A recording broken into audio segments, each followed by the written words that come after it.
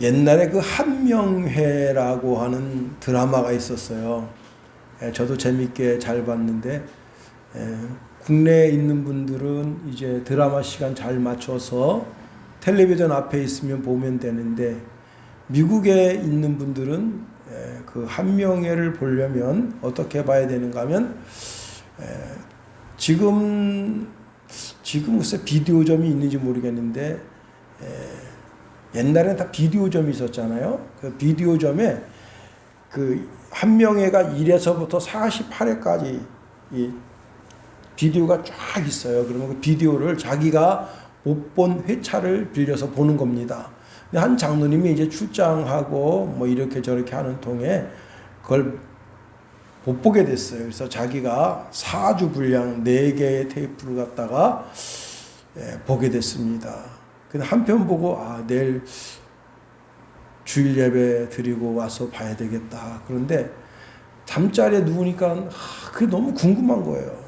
그래서 할 수 없다. 한 편만 더 보자. 한 편 또 봤습니다. 근데 이렇게 된 김에 아예 다 보자. 그래서 이걸 쭉 보는 시간 쭉 보게 됐는데 새벽 예배 갈 때까지 그걸 보게 된 겁니다. 미국은 이제 새벽 예배가 없잖아요. 하여튼 이 장로님이 이제 그렇게 뜬 눈으로 밤을 새우고 교회 가보니까 그래서 자기가 그날 주일 예배 기도입니다. 기도를 할 때 하나님 아버지 감사합니다. 그렇게 고백하면서 기도를 해야 되는데 이 비디오를 본 통에 뭘 해야 될지를 잃어버린 거예요. 그래서 주여 성은이 만극하옵나이다. 여러분 지금 박장대소했죠. 성도들이 기도하려고 딱 엎드렸다가 다 박장대소한 겁니다. 장로님 깜짝 놀란 거야. 내가 뭐라고 한 거지? 그러다가 주여 통촉하옵소서. 그래가지고 막 여러분이 그 기도할 때 이게 웃음 나오면 못 참아요. 그래 막 사방팔부에서 키득키득 하는데 하여튼 어떻게 됐든지 간에 그 기도를 잘해서 이제 마무리를 졌는데 너무 부끄러운 거예요. 그래서 목사님 축도할 때 빠져나와서 집으로 도망갔다는 겁니다. 그리고 집에 와서 곰곰이 생각하니까 장로가 돼가지고 그래도 한 교회를 대표하는 장로가 밤새 비디오나 보고 밤새 철야했다면 괜찮겠는데 밤새 비디오나 보고 기도도 제대로 못해가지고 성은이 만국합나이다 이런 멘트나 하고 그래야 자기 하나님 앞에 하나님 죄송해요 하고 대성통곡하고 울며 회개했대요. 그렇게 회개하다가 그 자리가 성령의 자리가 된 겁니다. 하나님의 은혜가 임하고 그래서 하나님 말씀 가운데 더 잘 살게 됐는데 이런 간증을 해서 어떤 목사님이 물어봤습니다. 장로님 그 다음에 한명회 안 보셨나요? 그랬더니 왜 안 봅니까? 너무 궁금한데 그래서 한명회는 또 보셨다고 합니다. 이구동성으로 사람들이 다 새 시대를 요구하고 있어요. 제가 이제 목요일 날 노회에 장례가 나서 그분이 이제 국가유공자여 가지고 보훈병원에서 장례 절차를 하고 그 다음에 양재 IC에 조금 지나면 거기 화장터가 있는데 거기서 화장을 하고 유공자여서 국립현충원 사당동에 있는 현충원에 가서 이제 납골당에 납골을 하게 됐습니다. 근데 거기 이제 그 제 후배 목사님들 못해 6분이 거기 있는데 다 그냥 문재인 대통령을 욕하고 있어요. 그 문재인 대통령을 욕하는 이유 중에 대표적인 게 뭐냐면 백신 문제입니다.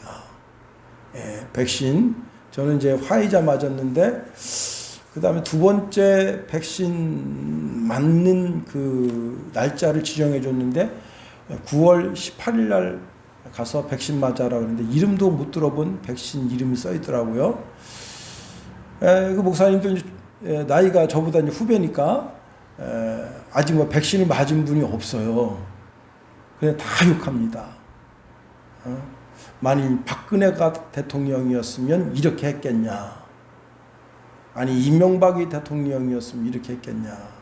백신 문제 하나 깔끔하게 해결하지 못해서 이런 정부는 물러가야 되고 새로운 정부가 들어서야 된다.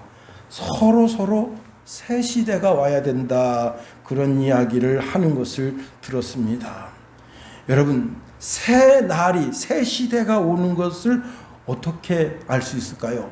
사람들이 왜 새 시대를 요구할까요? 밤이 너무 깊으면, 어둠이 너무 깊으면 사람들이 밝은 날이 있어야 되겠다 하는 것을 기대합니다. 후배 목사님하고 이제 또 전화 통화를 하는데 그 목사님 그래요. 목사님, 집 에어컨이 망가졌어요. 그래서 그 AS 기사를 부르세요. 그랬더니 AS 기사가 왔는데 에어컨이 기판이 타가지고 어떻게 안 된다네요. 그래서 이제 이런저런 얘기 거기다 대고 이렇게 저렇게 말을 하는데 그분한테 위로가 안 되잖아요. 당장 에어컨이 안 돼가지고 그때 제일 뜨거운 날인데 선풍기 밑에 있는데 식구들이 삐약삐약거리고 그래서 뭐라고 위로할까 그랬더니 그 목사님 대뜸 그래도 지난 겨울 엄청 추웠는데 따뜻한 여름이 왔으면 하는 그런 마음으로 여름을 맞이했는데 이제 또 반대로 너무 뜨거우니까 날이 차가운 겨울이 빨리 왔으면 하는 마음으로 하루를 보내고 있다고 하는 겁니다. 밤이 깊으면 낮이 오기를 기다리고 낮이 너무 밝으면 밤이 오기를 기다리듯 사람들이 이제 코로나의 밤은 지나가고 새날 새 아침이 오기를 기다린다고 하는 겁니다. 중세의 한 고대의 성자가 제자들에게 이렇게 물었습니다. 얘들아, 새 시대가 오는 것을 어떻게 알 수 있겠느냐 이렇게 물어봤습니다. 새 시대가 오는 것을 어떻게 알 수가 있느냐 그랬더니 한 제자가 동이 터오르듯 시대가 밝아지는 시대가 오면 새로운 시대가 오는 것을 알게 됩니다. 그것이 답이 아니다. 그랬더니 다른 제자가 이렇게 물었습니다. 시대의 사상을 분간할 수 있을 때가 되면 그게 새 시대가 온 것을 알게 됩니다. 선생님이 말합니다. 얘들아, 그것도 아니다. 다른 한 제자가 또 대답을 했습니다. 사람들이 일터에 나갈 때 그 얼굴에 기쁨이 있고 즐거움이 있고 어떤 목표를 이루려고 하는 활기찬 힘이 느껴진다면 그 새 시대가 온 것이 아니겠습니까? 그랬더니 아니다. 그러면 선생님, 새 시대가 오는 것을 어떻게 할 수 있습니까? 그랬더니 너희가 서로 사랑하면 그게 새 시대가 온 것이다 말씀하셨습니다. 우리가 더욱더 사랑하면 형제와 자매가 더욱 그리스도 예수의 사랑으로 상대방의 수치와 허물을 덮어주고 사랑하면 그것이 새 시대가 온 것이에요. 우리가 서로 사랑하면 사람들이 저들이 하나님의 사랑으로 서로 사랑하고 있구나 알게 되는 겁니다. 사람들이 교회를 떠나는 이유가 왜 떠나는 줄 아세요? 교회에서 말하는, 목사가 말하는 게 진리가 아니어서 떠나는 것이 아니라 교회 안에서 사랑을 발견하지 못했기 때문에 그런 거예요. 사랑을 말하면서 시기하고 질투하고 상대방의 허물을 들춰내고 그것은 그리스도의 집합체가 아닌 겁니다. 그리스도의 집합체는 온전한 사랑으로 상대방의 수치와 허물을 용서할 수 있어야 돼요. 그래야 그것이 진정한 새 시대가 온 것을 알게 되는 겁니다. 온 세계가 새 날이 오도록 새 시대가 오도록 간절히 기다리던 때가 있었다 라고 하는 것을 오늘 본문에서 말씀하고 있습니다. 오늘 보면 21절에 보면 또한 이방들이 그의 이름을 바라리라 함을 이루려 하심이라 그랬습니다. 새 시대가 오기를 간절히 기다리던 이방인들이 있었다는 거예요. 그러면 이방인이라고 하는 단어의 반대말이 뭐예요? 유대인입니다. 유대인들은 새 시대 새 날을 거부했다는 거예요. 다시 말하면 새 시대와 새 날, 그리스도께서 너희가 서로 사랑하면 그 사랑 속에 너희가 하나님의 나라가 이미 이루어졌고 너희가 서로 사랑하라고 말씀하신 그 새 시대를 거부하는 시대. 그 시대가 어느 시대냐? 시오니즘, 즉 율법에 의해서 구원을 받을 수 있다고 확신하던 바로 그 시대입니다. 사실 오늘 본문에 있는 말씀 마태복음 21장에서는 유대인들, 특히 바리새인들의 마음을 우리가 읽을 수가 있습니다. 그 시대, 그 시대의 시대 정신을 상징하는 자들이 바리새인들인데, 바리새인들은 예수님에 대하여 아주 계속해서 시비를 거는 거예요. 왜? 예수님이 말하는, 예수님이 우리에게 주고 싶어하는 그 새로운 시대를 받아들일 수 없다는 거예요. 그래서 제일 먼저 뭘 시비를 걸었는가 하면, 제자들이 밀밭 사이 지나갈 때 그날이 안식일입니다. 그런데 원래 유대인들의 법에 의하면 밀밭 사이로 지나가면서 밀을 이렇게 밀 이삭을 따서 손으로 이렇게 비벼서 밀을 입에다 넣는 것은 죄가 되지가 않아요. 그런데 그 밀 이삭을 따서 밀을 이렇게 비벼서 입에 넣는 행위를 탈곡행위라고 생각하고 그것을 걸고 넘어진 겁니다. 예수님에게 쫓아와서 이 바리새인들이 하는 말이, 예수 당신 보시오, 당신 제자들이 안식일에 하지 못할 짓을 하고 있어 하고 시비를 걸었습니다. 그때 예수님은 다윗 시대에, 다윗이 성전에서 제사장들만 먹을 수 있는 진설병을 먹은 것을 너는 모르느냐 그랬습니다. 그 무슨 말인가 하면, 원래 진설병은 제사장들만 먹을 수 있어요. 일반 평민들은 그 떡을 먹으면 안 됩니다. 더더욱이 군인들은 그 떡을 먹으면 안 되죠. 그런데 그 떡을 내주었던 아비에셀 제사장이 그 법을 몰라서 떡을 내줬냐? 그게 아니라는 거예요.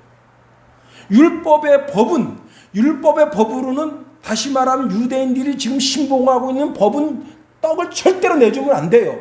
그런데 그 제사장이 율법의 법으로 그 떡을 내준 것이 아니라 사랑의 법으로 굶주려 죽어가고 있는, 지금 한 사람을 보고 있는 거예요. 다윗의 병사를 보고 있는데 지금 몇 끼, 3끼 이상, 3일 정도 식사를 못해서 굶주려 죽어가고 있는 그 병사를 보면서 측은한 마음으로 그 떡을 준 거예요. 무슨 법으로? 율법이 있고 사랑의 법인데 사랑의 법으로 실천한 그것이다 이게요. 그러면서 주님이 거기서 그 당시에 그 제사장이 온전한 사랑의 법, 새 시대의 법인 사랑의 법으로 사랑을 실천했다.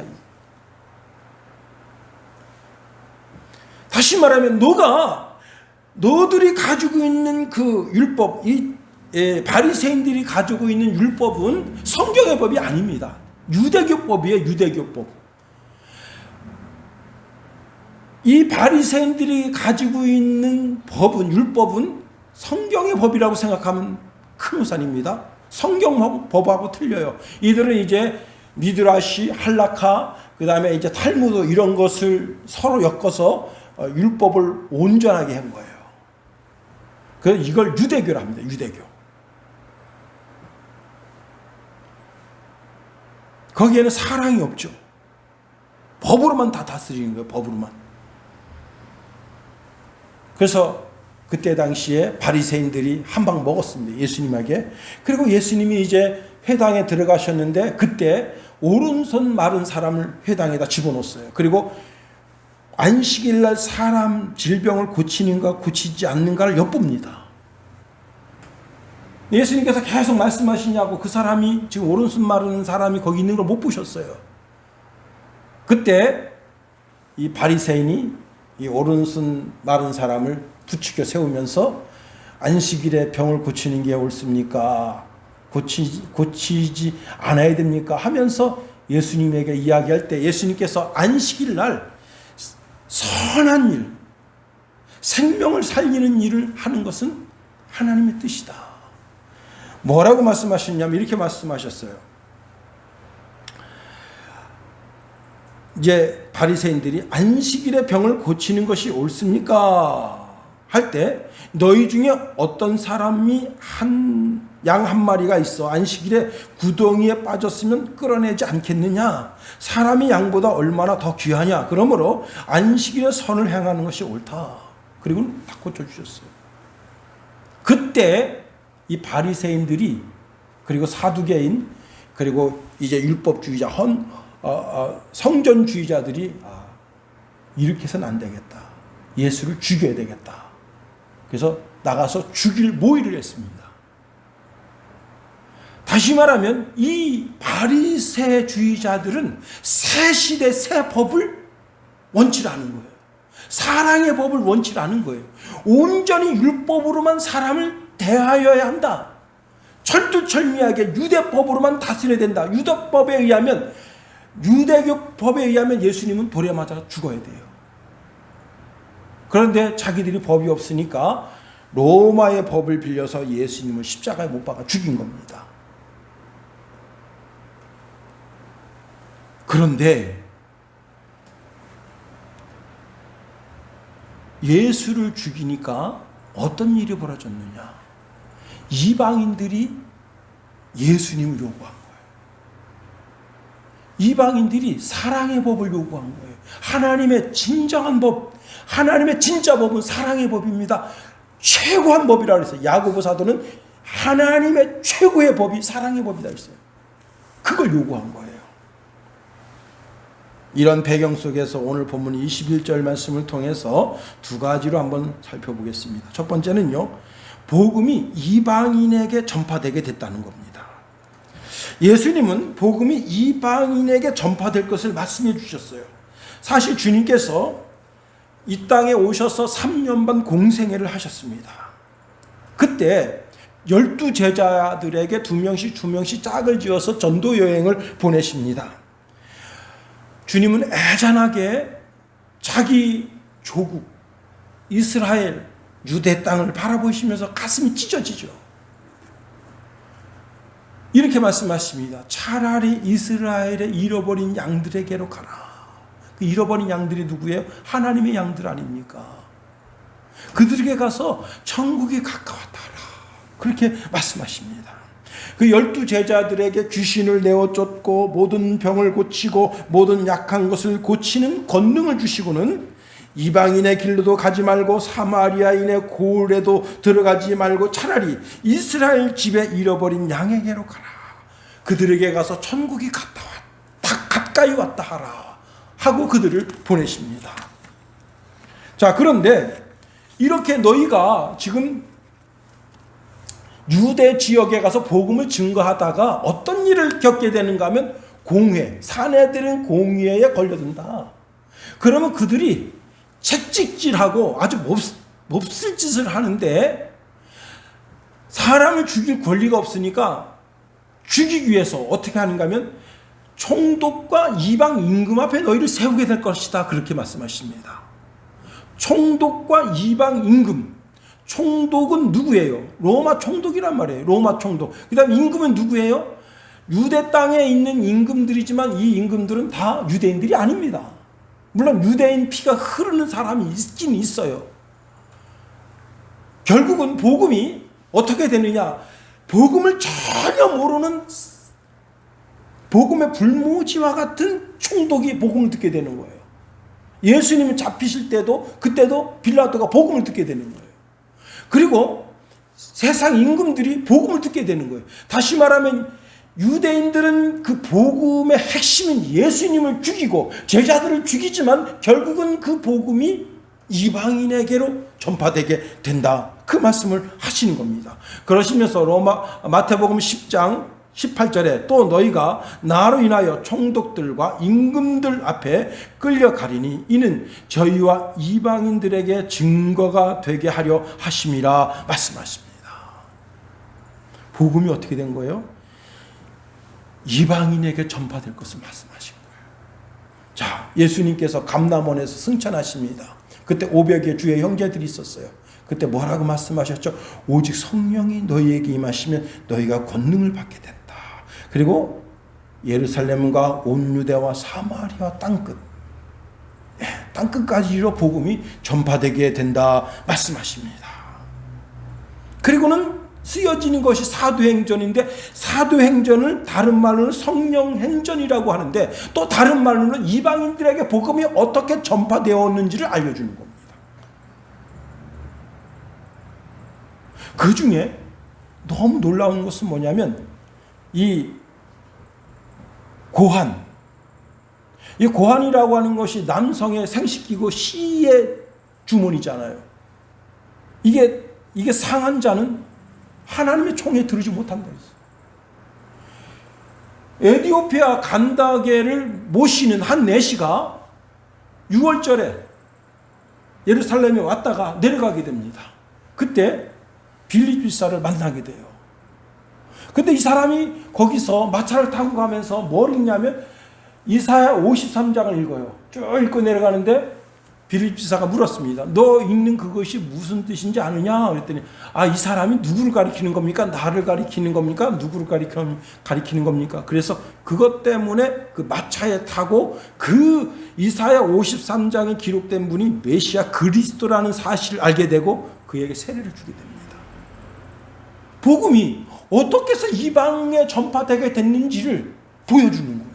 자, 사도행전 6장, 7장, 8장, 9장 넘어가면서 어떤 일이 벌어지죠? 스데반 집사 돌에 맞아 죽게 돼요. 그때 그로 인해서 모든 유대인들, 예수 그리스도를 믿는 모든 유대인들이 다 사마리아 그리고 이제 다른 타 국가로 넘어가게 됩니다. 예수님 말씀하신 그대로 온 유대와 사마리아와 땅끝까지 이르러 그들이 복음을 가지고 가게 됩니다. 오늘 본문에 말씀하신 것처럼 또한 이방인들이 그 이름을 바라랴. 누구를? 메시아 그리스도를 바라고 있다는 거예요. 메시아가 사랑의 법인 메시아의 법이 이 땅에 전파되기를, 하나님의 사랑이 우리 속에 들어와 그 사랑을 알게 되기를 간절히 지금 기대하고 있다는 거예요. 온 세계가 기대하고 있다는 거예요. 그것이 바로 사도행전입니다. 복음이 땅끝까지 전파되어서 회개하고 천국 백성이 되는 그것, 그리고는 복음이 흘러서 대한민국에 와서 여러분과 저도 예수 믿고 하나님의 사랑을 알게 된 겁니다. 그렇습니다. 이방이 예수 그리스도의 이름을 간절히 사모한다. 그 다음에 여기 오늘 본문에서 아주 중요한 것이 있는데, 자, 21절 말씀 다시 한번 읽어볼까요? 21절 시작. 또한 이방들이 그의 이름을 바라리라 함을 이루려 하심이니라. 제가 이제 어제 주부를 하면서 참 이게 하나님의 은혜고 하나님의 축복이다, 그걸 느끼는 게 뭐냐면, 우리가 지금 오전 예배 때 성시교독을 이사야서 42장을 했는데요. 이 42장 요 내용이 사실은 마태복음에 그대로 있는 내용이에요. 다만 이제 주보에다가 성경 구절을 다 실을 수가 없으니까 마태복음 12장 21절 한 절만 실었는데, 거기에 이 말씀이 있습니다. 마태복음 성경책을 들여다보면요, 거기에 내가 붙드는 나의 종, 내 마음에 기뻐하는 자, 곧 내가 택한 사람을 보라. 내가 나의 영을 그에게 주었은즉 그가 이방의 정의를 베풀리라. 그는 외치지 아니하며 목소리를 높이지 아니하며 그 소리를 거리에 들리게 하지 아니하며 상한 갈대를 꺾지 아니하며 꺼져가는 등불을 끄지 아니하고 진실로 정의를 시행할 것이며, 그는 쇠하지 아니하며 낙담하지 아니하고 세상에 정의를 세우기에 이르리라. 그리고는 오늘 우리가 살펴보는 동일한 구절이 거기 있어요. 섬들이 그 교훈을 앙망하리라, 그렇게 돼 있단 말이에요. 근데 오늘 우리가 성경 보세요. 우리가 읽은 성경에는 또한 이방들이 그의 이름을 바라리라. 좀 약간 틀리죠, 그죠? 틀리니까 이거 왜 이렇게 된 거야? 이렇게 보실 수가 있는데, 이사야 42장 2절 섬들이 그 교훈을 앙망하리라 라고 하는 구절이 오늘은 이방들이 그의 이름을 바라리라, 그렇게 돼 있어요. 섬이 이방이 된 거예요. 그 다음에 교훈이 그의 이름이 된 거예요. 이렇게 대비해서 보면 알 수 있죠, 그죠? 할렐루야. 예. 이해했어야지 넘어갈 수 있어요. 자, 다시 한번 얘기할게요. 여기 지금 주부에 그 구절이 나와 있어요. 너무 절묘하게 이 구절이 나와 있는 거예요. 섬들이 그 교훈을 앙망하리라 그 구절과 이방들이 그의 이름을 바라리라 똑같은 구절이라고. 똑같은 구절인데 번역을 이렇게 한 거예요. 왜 번역을 이렇게 했느냐? 자, 여기 이사야 42장 4절의 섬들을 오늘 본문에는 이방인이라고 번역했다는 거예요. 그 다음에 그 교훈을 뭐라고 번역했냐면 그 이름이라고 번역했다는 거예요. 앙망하리라를 바라리라고 번역했다는 거예요. 그러면 왜 섬들을 이방이라고 했을까요? 이방이라고 하는 말 개념이 뭐냐면 복음이 쉽게 들어갈 수 없는 지역이라고 하는 개념을 가지고 있는 겁니다. 특히 이게 섬이요. 여러분 섬 어땠어요? 섬? 우리나라도 섬이 굉장히 많습니다. 남해 쪽에 섬이 한 2,000개 정도가 있어요. 지금은 우리나라가 이 다리 놓는 기술이 얼마나 대단한지 몰라요. 그래서 남해에 웬만한 데 다 다리를 다 연결되고 있어요. 참 축복받은 나라입니다. 예? 심지어는 우리 지금 강원도 춘천에 여기 지금 서면하고 다리를 거기 지금 그 중도까지만 놨는데 이제 중도에서 또 서면 쪽으로 놨는 다리도 놓겠다잖아요. 다리를 놓게 되면 어떻게 되죠? 교통이 빨라지잖아요. 그 다음에 옛날에는 이 섬에서 무슨 소식을 들으려면 누군가가 배 타고 와서 전해주지 않으면 그 소식을 못 들어요. 그래서 이사야 42장 4절에는 섬들이라고 말했지만은 오늘 마태복음에는 그 섬들을 이방인이라 했다. 누군가 꼭 가서 전해주지 않으면 소식을 들을 수 없다는 거예요. 그 다음에 그 교훈이 뭐예요? 바로 예수 그리스도란 말이에요. 예수 그리스도. 그래서 오늘 성경에는 그 이름이라고 번역했고 그 다음에 앙망하리라 라는 단어와 바라리라고 하는 단어는 같은 동일한 단어입니다. 자, 유대인들은 자기들 그 복음을 자기들만의 것으로만 생각했어. 그런데 예수님이 말씀하신 그대로 사마리아와 땅끝까지로 복음이 전파되게 되는 역사가 생겨나게 됐습니다. 다시 말하면 국경을 넘어서 복음이 전파되게 됐는데 그런 일이 어떻게 해서 일어나게 되는가 하면 디도 장군이 와서 예루살렘을 점령하고 모든 남자, 유대인 남자들 다 돌 깨어서 죽였어요. 머리를 깨서 죽여버린 거예요. 100만 명 이상. 그리고 10만 명 정도만 잡아가지고 가서 로마의 개선문을 만들고 그리고 이제 원형 경기장을 만들고 다 죽여버린 거예요. 유대인들을. 그런데 예수 잘 믿는 유대인들은 이미 스데반 집사가 돌에 맞아 죽을 때 그때 다 흩어졌고 그래도 유대 땅을 버리지 못하고 그 지역에 남아 있었던 유대인들은 예수님께서 너희들에게 그 고통을 3년 반 그 고통을 감해 줄 것이다 라고 하는 말씀을 믿고 혹 문이 열리거든 다 도망가라. 그게 이제 마태복음에 나오잖아요. 그래서 그때 디도가 문을 열어 3일 반나절 성문을 열었을 때 다 도망간 거예요. 그렇게 해서 사게 된 겁니다. 예. 지금은 나라와 나라 사이에 국경선을 세우고 교류를 금지하는 나라가 많습니다. 그래도 선지자들은 선교사들은 생명 걸고 가는 거예요. 복음 증거하려고. 왜? 주의 뜻을 이루려고. 이 말씀 오늘 마태복음 12장 21절 말씀을 이루기 위해서 모든 섬들이 주님을 앙망하고 있다. 이게. 거기에 주의 백성이 있다. 이게. 하나님의 백성이 있다. 하나님이 구원해야 될 백성이 있다. 그들을 구원하기 위해서 그 나라에 가겠다는 거예요. 얼마나 많은 선교사들이 선교에 피를 흘리면서 제 친구 목사도 필리핀 지역에 가서 선교하다가 순교당했습니다.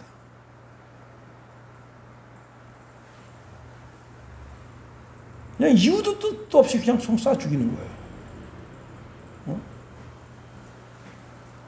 젊은 나이에 나보다 한 살 어린데 참 안타깝지 않아요? 그 가족을 생각할 때 참 기가 막힌 거 아니에요? 그래도 간다. 왜? 복음 증거하러.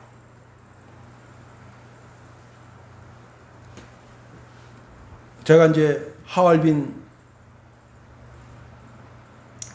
사랑의 교회를 갔는데 거기서 8년 동안 이제 붕괴인도 했어요. 지하교회를.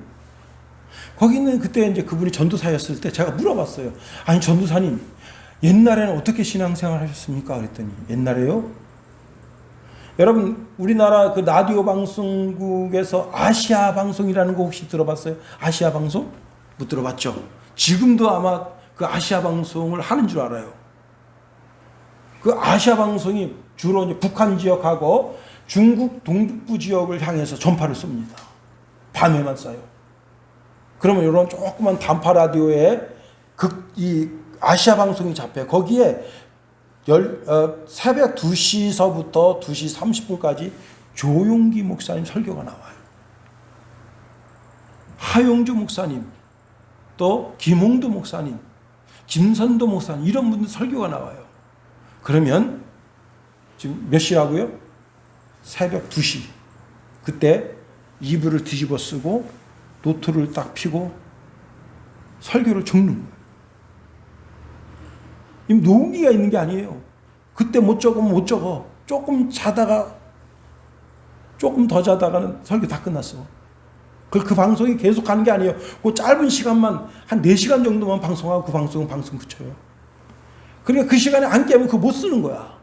그래가지고 그걸 노트에 적어요. 막 받아 적어. 30분 동안 받아 적은 다음에 이제 자기도 먹고 살기 위해서 일하러 가야 될 거 아니에요. 그럼 일하러 가서 그 노트를 보면서 설교 말씀 외우는 거야.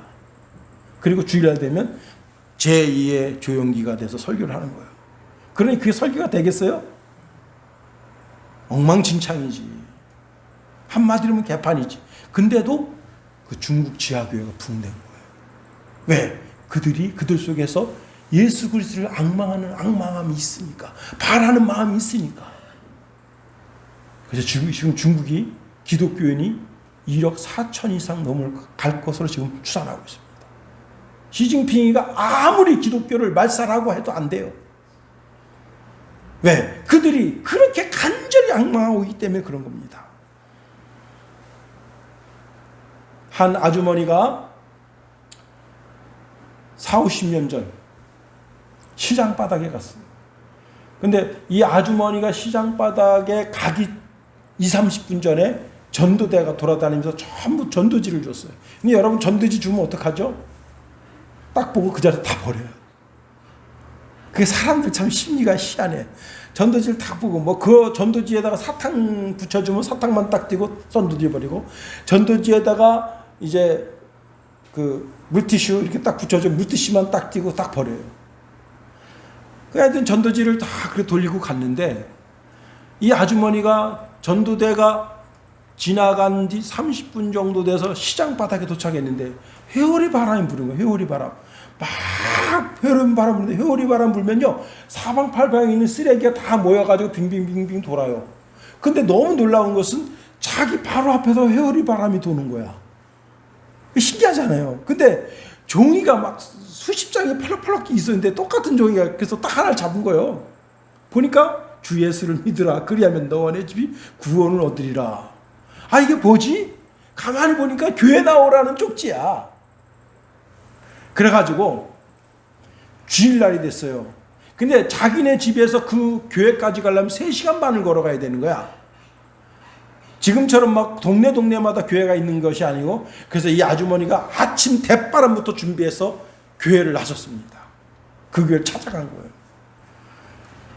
자, 그 교회에서는 전도지를 돌릴 때 자기 동네 사람들이나 오라고 생각하고 전도지를 돌렸지, 3시간 반 거리에 있는 여인네가 그 자기네 교회를 찾아오리라고 생각 못한 거예요. 그런데 예배 시간 좀 지났는데 그 아주머니가 찾아왔어. 아니, 아주머니는 어디 사십니까? 예, 그 산 넘고 물 건너 거기 동네를 이야기해 준 거예요. 와, 거기서 오셨습니까? 아, 그래서 어떻게 오셨어요? 내가 시장 바닥에 갔는데 회오리바람이 불면서 종이가 막 날리는데 그 종이가 가지도 않고 내 앞에서 계속 회오리바람이 불더라. 그래서 내가 딱 손 집어서 딱 잡았는데 전도지더라. 그래서 당신 내 교회로 오라는 그걸 보고 이것은 신의 뜻이다. 왜? 종이가 안 사라지고 계속 돌고 있으니까 너 나 잡아라 나 잡아라 그런 듯이 돌고 있으니까 그걸 딱 잡았는데 이건 하나님 신의 뜻인 줄 알고 내가 왔다. 그래서 처음으로 교회를 다녔습니다. 1년 다녔습니다. 2년 다녔습니다. 3년쯤 다녔는데 우리 동네도 교회가 있어야 되겠다. 그 마음이 생겼어요. 그래서 그 담임 목사님한테 목사님 내가 이게 너무 멀리서 교회로 왔다 갔다 하는데 우리 동네 혹시 교회 하나 내주시면 안 되겠습니까? 그래요? 그 뜻이 괜찮네요. 그래서 그 교회에서 지교회를 하나 냈어요. 지교회를. 그래가지고 이제 주일날 그 목사님이 자기 교회에서 설교하고 그 다음에 자전거 타고 그 교회로 와요. 오후에 2시에 예배 드려주러. 근데 그 아주머니가 교인 1호입니다. 그 전도사 목사님이 오시는데 목사님만 오고 나랑 달랑 나 혼자 달랑 있으면 그 이상하잖아요. 교회당. 남의 지금 사랑채를 얻어가지고 예배를 드리는데 그래서 자기 집 식구를 전부 끌고 간 거예요. 귀한 손님 오니까 거기 맞으러 갑시다. 그래서 뜻하지 않게 그 남편이 그 어머니 아버지 온 식구 가서 예배를 드리게 된 거예요. 놀라운 일이 생겼습니다.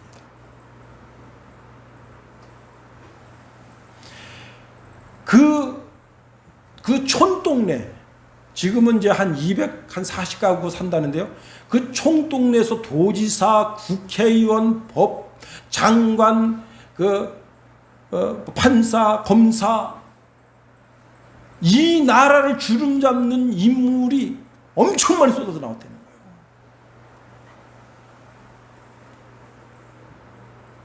그 목사님이 자기 어머니라는데 설교하면서 얼마나 자랑하는지 몰라요. 응? 자기 어머니가 이제 얼마 전에 돌아가셔서 그 어머니가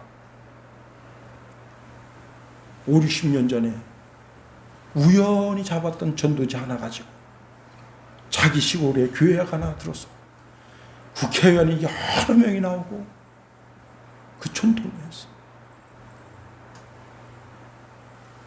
섬처럼 고립되어져 있던 지역에 있는 사람들이 예수 이름을 듣고 하나님께로 돌아오고 과거의 이 세상 풍조를 따르고 공중권세 잡은 자 마귀를 따랐던 사람들이 모든 미신과 우상을 타파하고 하나님의 백성이 되었어. 하나님의 자녀가 됐어. 하나님의 이름을 아버지라 부르고 예수 그리스도를 나의 구세주라고 믿고 신앙하는 거룩한 행전이 있어질 것을 이사야 선지자가 지금으로부터 2700년 전 바라본 겁니다.